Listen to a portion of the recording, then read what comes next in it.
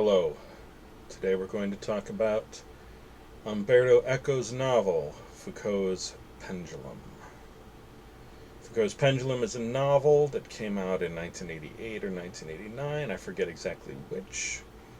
But I do remember seeing it on paperback bookstore shelves at places like airports and train stations.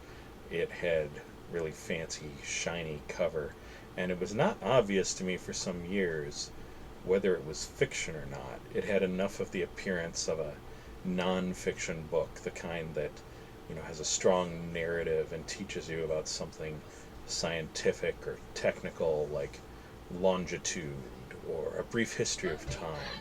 And so it was not until I read close enough attention to the dust jacket that I was able to determine it is exactly a novel. It's the second novel by Umberto Eco, who is one of the rare uh, non English language foreign novelists to be a popular success with the United States reading public. His first novel came out a few years before called The Name of the Rose. It was a medieval murder mystery, sort of Sherlock Holmes in a 14th century monastery. It's quite good, it's quite fun. Foucault's Pendulum is better.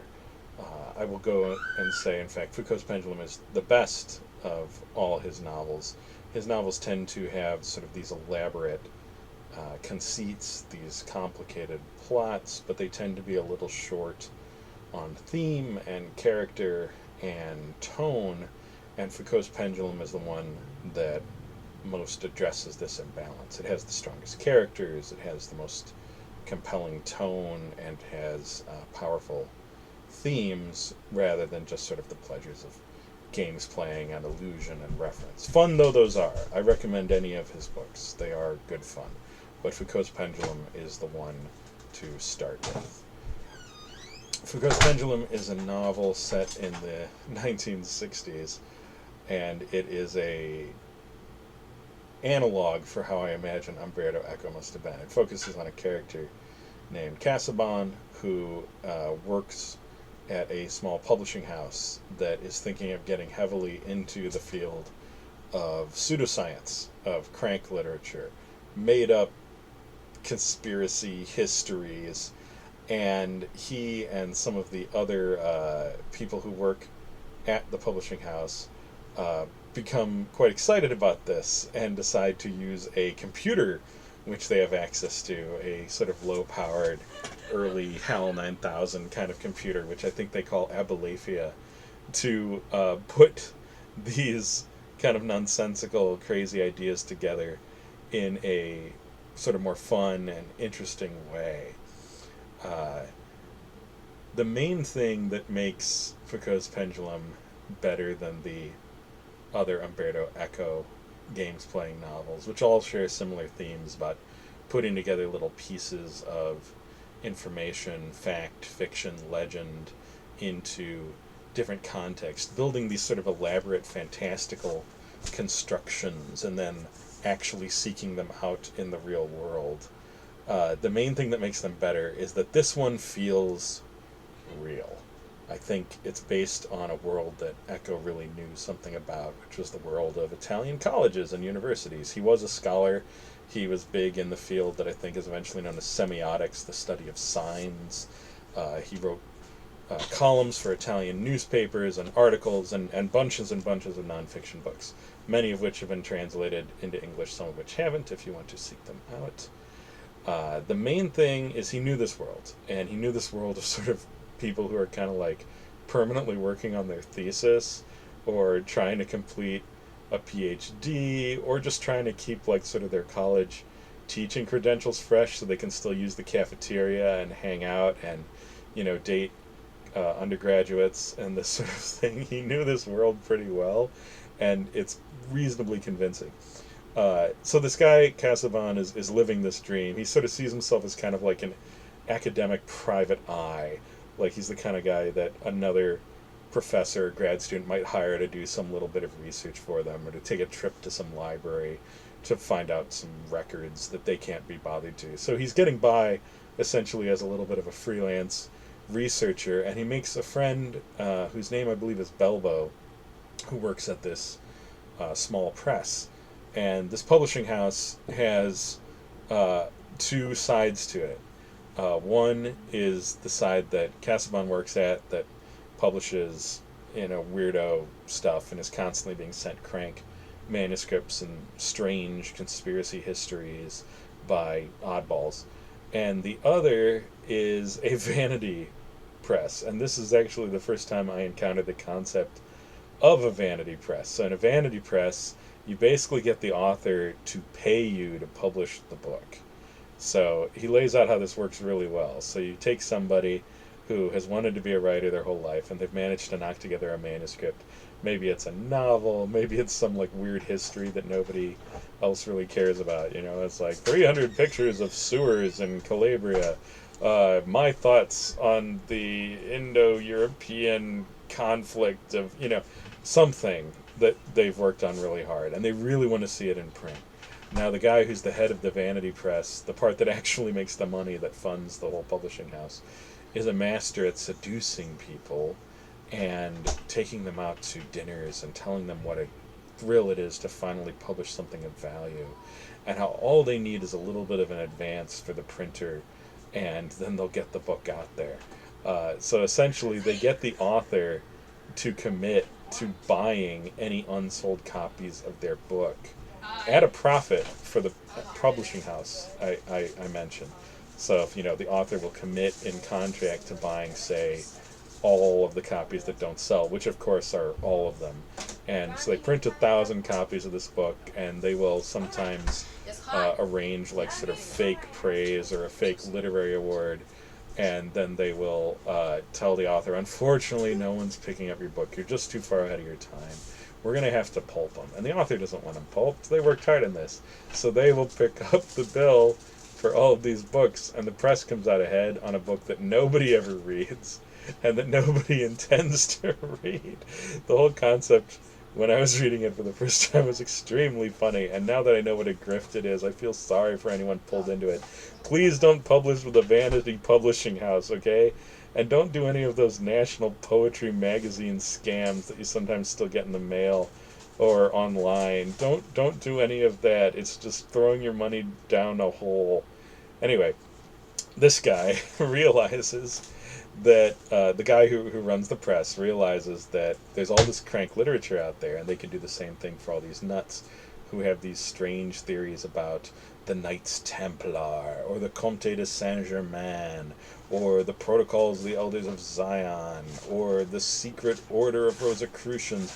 There's this whole ecosystem of sort of like occult, Masonic garbage conspiracy theory now, and it's been going on for centuries. These guys are just sort of the latest handlers of this material. This guy realizes they can make a lot of money out of this stuff, so he has his people, Casaubon and Belbo, and another character whose name I do not remember, but who owns the computer. He has them decide to work on it, to create a sort of massive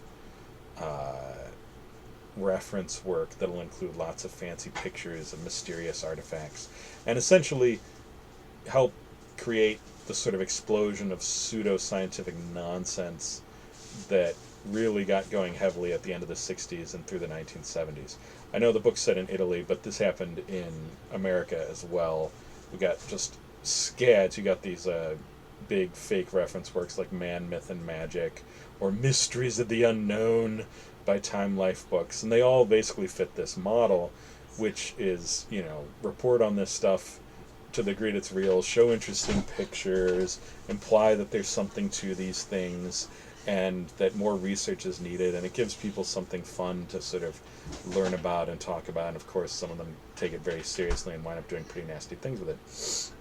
So in the course of putting together this publishing project, these three sort of low-level intellectuals who work at this press begin to make contact with all of these cranks, and they come eventually to think that there might be something to it, that there must be something. There's too many weird associations, there's too many strange recognitions too many unlikely seeming coincidences. Surely there's something to it. People wouldn't talk about it if there weren't something to it.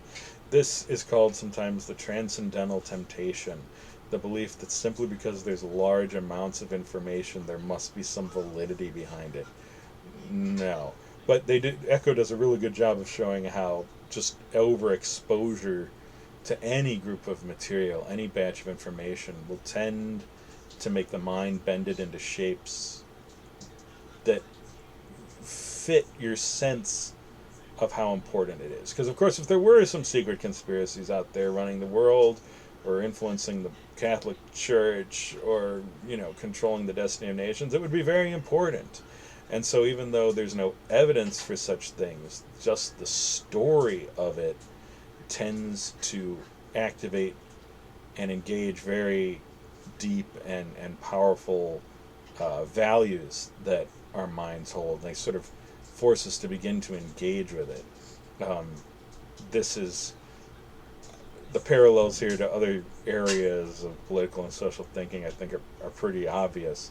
But essentially, if someone keeps telling you something is important, and it's really hard for the response to just being, but it's not real, but it's not real, but it's not real, the mind sort of rejects that idea after a while. It assumes that if it's important, there must be some reality to it.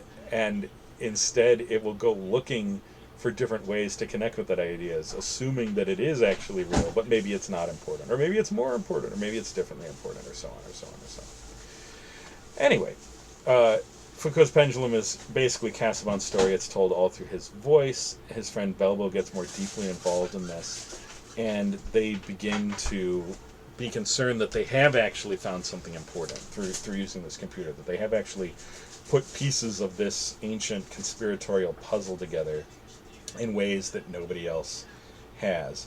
The conspiracy picture drawn in Foucault's Pendulum, by the way, is very similar to ones drawn in other works of fake history and fiction. It's very similar to the one in Da Vinci Code. It's very similar to the ones found in the Illuminatus trilogy. It's the standard. There are these secret societies out there, and these people with secret powers, great sources of wealth that are actually controlling events. This is similar to Richard Hofstadter's discussion of the conspiracy theory of history in one of his books, The Paranoid Style in American Life. And he says in there something like, and I'm just going from memory here, something like, it is a very different thing to say that there are conspiracies in history to saying that history itself is a conspiracy. There are conspiracies in history now and then. Some of them work, some of them don't. Most of them get exposed before long. A few it takes a little longer, but we usually eventually learn about them.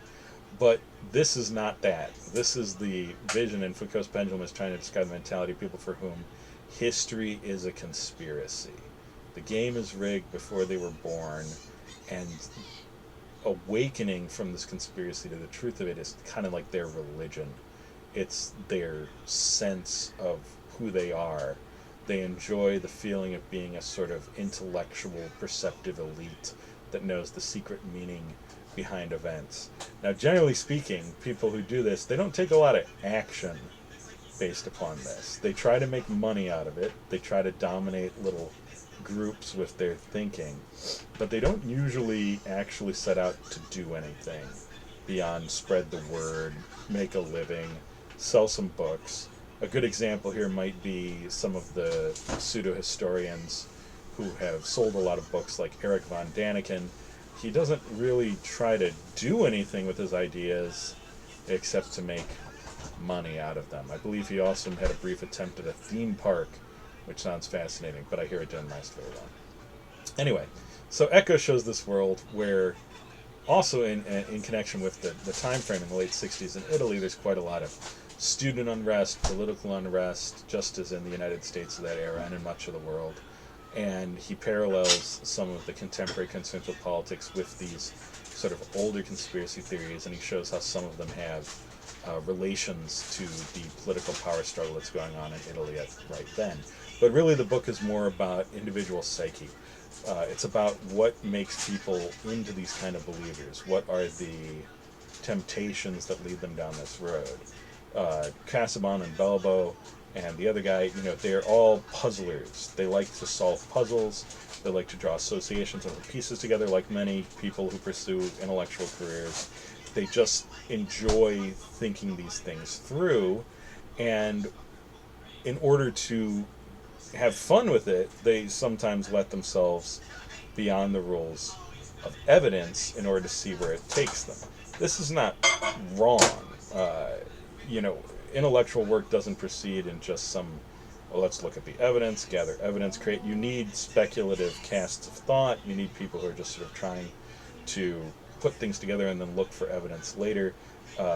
That's essential, but they of course go way into left field by hanging out with all these uh, cranks and these nut jobs, these paranoiacs who are constantly at odds with each other and accusing each other of stealing each other's work. And they are sincere up to a point. They are sincere emotionally. If there was some big secret, they would like to know it because it threatens their sense of being an elite if someone else knows an actual secret and they do not. If you've ever run across someone who's sort of like a fan gatekeeper, like a gatekeeper of fandom, you'll see some similarities compared to how the cranks behave in Foucault's Pendulum. The cranks characters, I do not remember their names, but there's a good number of them. They are like a bunch of people playing a game, daring each other to be more intense about it than the next person. And some of them, of course, have perhaps forgotten that it's a game. Others are know it's a game but are unwilling to go against the group because for psychological reasons they get a lot out of the game. So Belbo accidentally lets the cranks believe that he actually has discovered something vital, that he has found like the nature of the big secret. There's like a big secret, capital B, capital S, and Belbo is like bragging about it because Belbo is psychologically open to this. He has a certain need to, he's drawn in by the need to be special, to know something, to have some occult understanding, something occluded by shadow that only he can see through. He's drawn into it, he's tempted by it. And Casaubon also is, but Casaubon, unlike Belbo, has someone sensible in his life. It's his girlfriend, the mother of his child, and when she finds out he's actually starting to take this stuff seriously, she has him lay out the scheme that he and Belbo have put together and are starting to actually believe. And she takes the time, I think it's like a whole weekend, to unpack every piece of it and provide a more intelligent explanation. And it's a wonderful example in fiction. I don't know of anything else quite like this in fiction, of deprogramming somebody, of unraveling false beliefs and suggesting alternatives. And she manages to catch Casaubon before he plummets down the rabbit hole of abandoning all standards of evidence in exchange for the pleasures of transcendental occultism. In the book is framed by two scenes involving Foucault's Pendulum. And Foucault's Pendulum, I should explain where that comes from. Foucault was a French scientist. In 1851, he provided the first empirical proof of the rotation of the Earth. I believe that's correct, because everything else by then had been induced by astronomical observations. But what he did was he hung a pendulum, a large metal pendulum, from a wire. It was fairly tall. This was part of the reason it hadn't been done earlier. It had to be fairly high in order for the effect to be seen. I think 50 to 100 feet high. And he showed that as the pendulum swung, free swung, the arc slightly changed over time. If a pendulum were just swinging and the Earth did not rotate, there would be no force to change the movement of the pendulum. It would just rock back and forth in a straight line for all eternity until it slowed down to nothing. But by setting it swinging and watching the arc change, you could measure the rotation of the Earth. So he had like parties where he would like send invitations and say, "You were invited to come watch the Earth turn." I have a kid's book about this that I read to my kids. It's really fun. It's a neat story. And the implication is that the people who are looking for the big secret, quote unquote, are like people who have not learned the lesson of Foucault's pendulum, that the earth turns, that things change. They are looking for some fixed point, like a flat earth. They are looking for something that stays solid through time. It takes the form of a grand conspiracy, or a secret society, or a magical power, or an alchemical potion, or a flat earth, or God, or man, whatever. They are looking for something that will stay and not move. But there is no such thing. And so in order for them to create such a thing, they have to invest it with all of this secrecy and occultism, and it becomes a game that they play. And the earnestness of the game is determined by their psychological needs. The more they need it, the more they are willing to risk, until of course they're willing to threaten and do harm and blackmail and so on. I'll try not to spoil the book. I haven't told you everything, and there's a lot of good detail just about the development of these theories and the responses of the characters to this weird world they've stumbled into, of all these really psychologically fragile people who need the world to have some solidity and some transcendental certainty that it does not easily offer. Also, more scaringly, it's one thing to be psychologically dependent, It's one thing to need solidity. It's one thing to need to believe that there's something fixed. That's not... It's dangerous, but it's not intrinsically wrong or anything. What goes further for these folks is their need to be the sole possessors of this solidity. They don't really just want there to be something solid.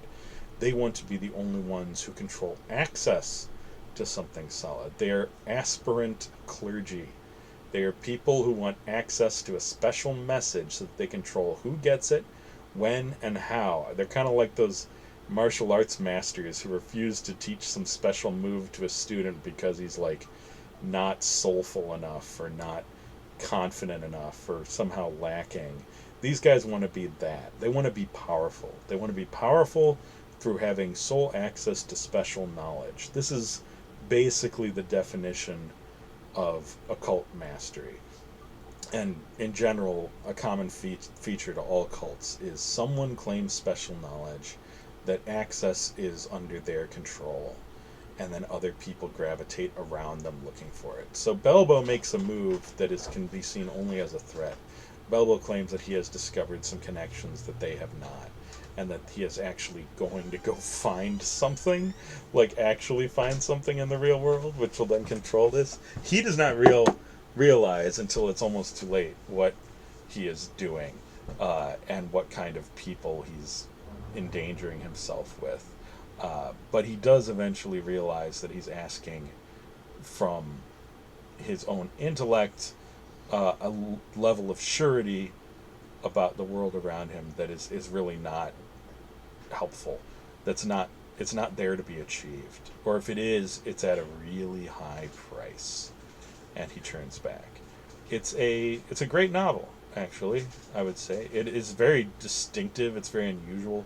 It has a lot of game playing, puzzle. If you like playing complex games, if you like puzzling and putting together pieces, you'll enjoy this one. And unlike some of his other books, the characters, especially Casaubon and Belbo, have reasonably well developed internal lives, and you can see what the meaning of these events has for them. This is part of what makes it a better. It's much better than Da Vinci Code, and it's part of what makes it a better book than an Illuminatus trilogy, because the Illuminatus trilogy, at the end of the day, was mostly just wild fun and games without any real concern for the inner lives of these people.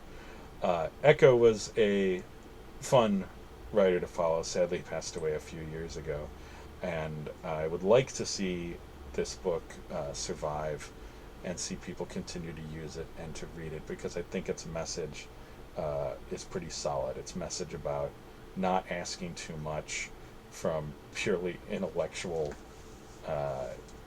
associations and peacemaking, and also of not trying to achieve a position where you have some specialized knowledge that's inaccessible to the rest of the world.